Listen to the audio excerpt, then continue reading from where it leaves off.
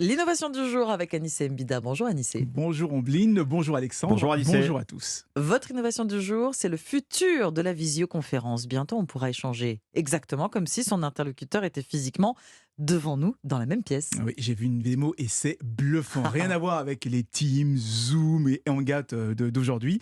Ça ressemble plutôt à une cabine photomaton. Donc il y a un banc pour s'asseoir d'un Mhm. côté, un immense écran de l'autre.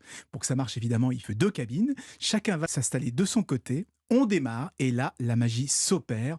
On voit son interlocuteur apparaître en taille réelle et en volume parce que l'image est captée en 3D, diffusée en 3D sur un écran où il n'y a pas besoin de lunettes.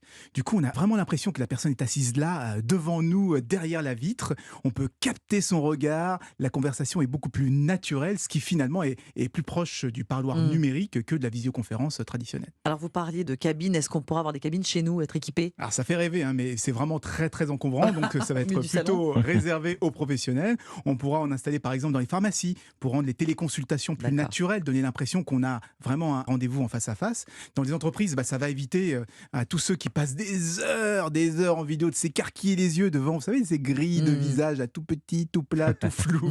Tout le monde va pouvoir là réellement bavarder comme dans une salle de réunion physique. La technologie s'appelle Starline, elle est développée par Google. Alors jusqu'ici, elle était uniquement testée en interne, mais depuis cette semaine, elle commence à être déployée dans plusieurs entreprises, mais toujours sous forme de test. Bon, j'imagine que c'est pas donné ces cabines. Oh, ça va coûter très très cher. C'est tellement cher que Google n'ose même pas donner leur prix. Il faut Ouais, dire qu'il y a bah des oui. caméras 3D, il y a un suivi du regard, il y a une grosse puissance de calcul. En plus, pour que ça marche, je le répète, il en faut au moins deux.